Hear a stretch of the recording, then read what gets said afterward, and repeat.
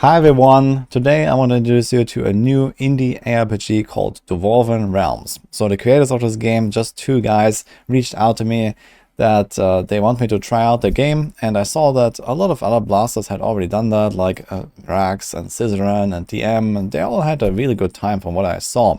And it also has really positive reviews on Steam, so I decided to give it a go, and I actually played it like all night. So I went like 4 hours straight or something after I installed it.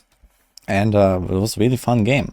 I do want to mention that this is a sponsored video, so they asked me to upload something here on YouTube, and I said, all right, let's do it, because I actually had a really good time. And the game was just $5 on Steam.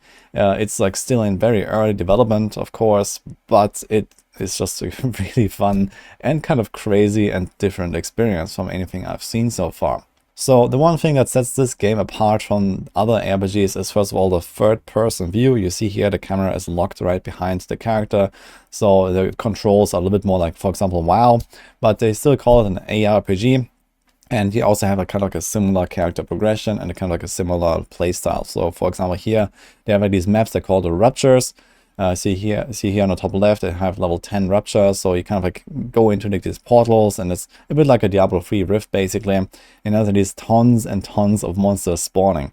It gets pretty wild in this game. So what you see here is still fairly early game stuff. I was like, I don't know, level 20 or something here, because I was playing hardcore and I ripped twice as well. So I wasn't really getting all too far in the game, and definitely want to go back and try to go to like higher levels. But there are people that reach like level like a few hundreds or something. It goes pretty far, and then it gets crazier and crazier as you go. But you already see this here, they have insane amounts of monster density in this game. And as you stay in one of these maps, they kind of keep spawning in, and it's getting more and more and more. And at some point, you're gonna like just mow through like dozens of monsters every single second. So if you enjoy that kind of stuff, well, it gets pretty wild, pretty fast. They also have a fairly interesting skill system, which is like not really massive, but basically they have these weapon categories here, so you can find different weapons as you go. And there's, for example, spears, mauls, two-handed, one-handed, whatever. And each of those has their own kind of like skill progression. So basically, as you level up and as you defeat monsters, you're going to get XP, and you're going to start unlocking, first of all, one main skill. So you see this here, there's the Q on the bar. And then you have like a second skill that's like, you know, also fairly early unlock, which is like kind of like a charge up ability. So this is the R. And every weapon type has like these two different abilities that are kind of fixed to that weapon type. So for example, the archery has like an explosive arrow, and then as the R ability, the charge up is like a rain of arrows kind of ability. And you know, for example, the two-handed sword, you have like some whirlwind stuff.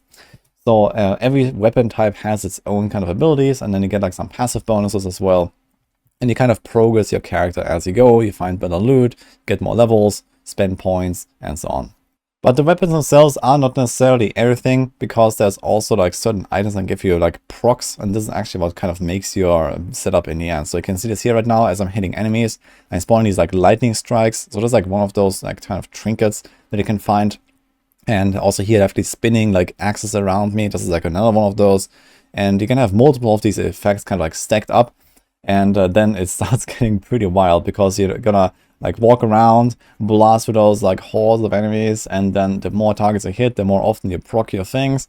And you see here, there's like 5 of these things spinning around me, and I'm blasting through those packs. And it turns out that the progression through the game actually is just really fun, because you kind of like feel the power growing, and you feel like the effects kind of like getting more and more wild. And because there are all these different choices and combinations you can do with those trinkets, you can have essentially like character builds based around them. And this is how you can like have a bit of variety in your playstyles, and you know, how you can actually try to get through the game as far as possible with like different combinations. So there's like lots of little stuff like that you can try to like min-max your character with. Of course, there's also like a passive tree. You can see this here right now. This is literally a tree that I have, and I have like lots of different nodes here. Now I can't really show this in-game right now because my character died. But well, you have like, for example, here there's like, you know, some elemental passives that they can take. There's like some healing passives, or like some health passives. There's some that give you more resources, more damage, some procs. So there's lots of interesting stuff there as well. And I think I've done actually a pretty interesting job here with the passive tree. So as you progress, you get like these points here, and you kind of like spend them node by node. And then there's like these bigger nodes here. So it works a little bit similar to, for example, like the PoE passive tree, just on a smaller scale. And you have like these kind of bigger nodes and smaller nodes, and try to like gather the, important effects for your character. As you level up, you can also spend your stat points. So you have like a detailed character sheet here, and every time you level up, you get more points. There's like lots of different attributes here, strength, agility, and so on. In my case, since I was on hardcore, I just like put a lot of stamina for extra life. So I can either do that, or I can do like wisdom. I was going to give him more XP. So if you want to kind of like speed run the game, then you can go with wisdom and get more XP and faster, go up through the levels basically. And there's like a bunch of other stuff here, like, extra damage, armor, attack speed, leech, whatever.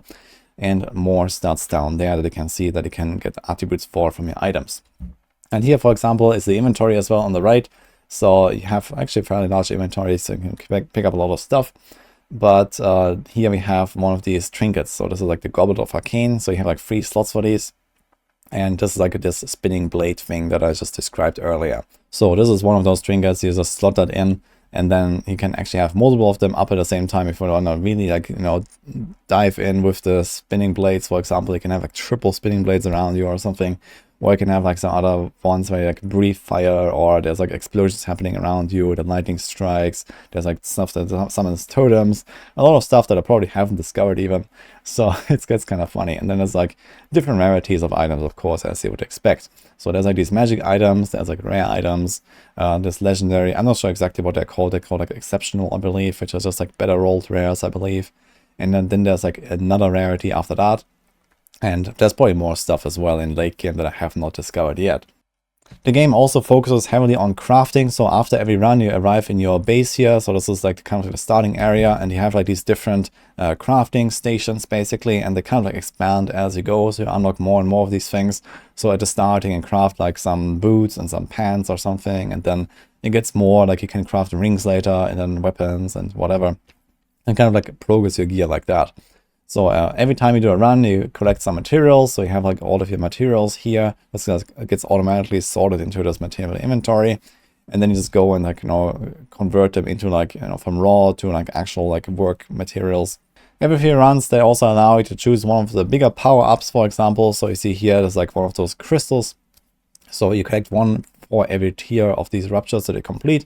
And then once you have collected 5, you can get like a big power-up. And it can also kind of like, push your build in one or the other direction.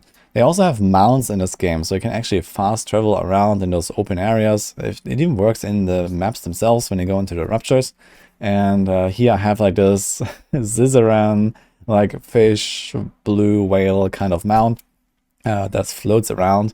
So it looks kind of goofy, but yeah, there's also like a horse, and this is like one that you can unlock with like a special code. So there's like this little hidden area right at the start where you spawn in with your character for the first time. If you kind of break through some hidden wall, then it allows you to get to a point where you have like these little streamer like figures basically. You see here there's like some other content creators that have partnered with.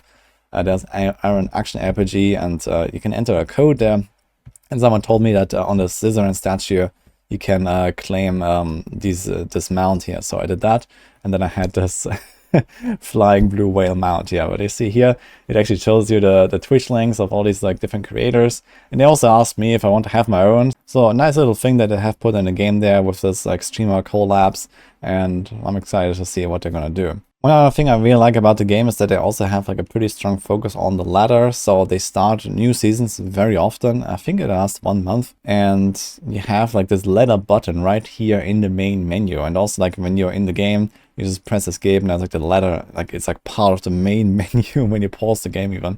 So it's kind of interesting, and you can actually see like, all these other people playing this game here. And you really see like people reach like really high levels here, like 600 level, Rupture 140. So I'm not sure exactly how far this goes even, but people go pretty crazy here. There's also the hardcore ladder where you can actually see like also who died. I think I didn't get as far as some of these guys here. But there's a lot of people blasting this game actually. And you can also see like kind of like what they're using here. These like all these different like here's like the weapons, and also like the where they are, I guess, with the map and all that. And a bunch of other things that have unlocked.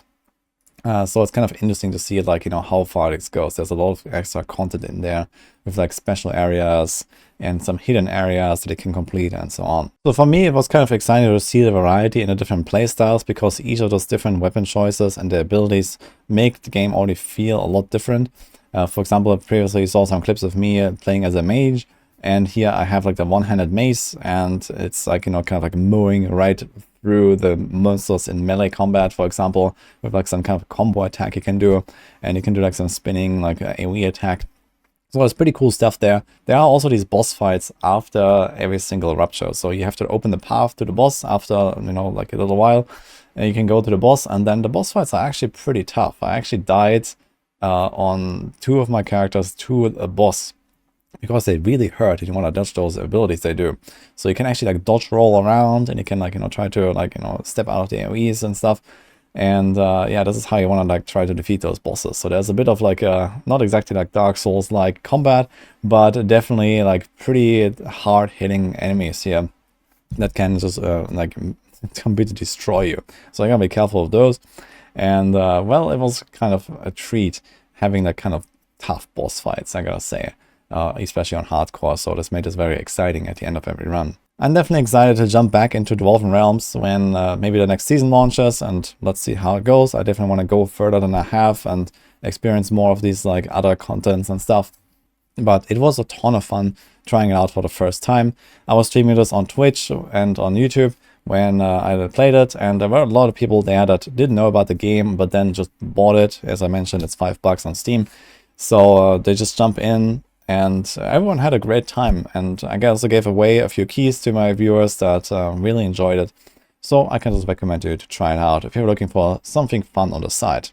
Now, I don't think this is really like, you know, such a large game yet that you can maybe like blast this like all day, every day, but some people may really enjoy this like on the side. And let's see what the developers will do in the future. So this is just like early access, I think beta or alpha even. So fairly new game, and a lot more stuff is coming.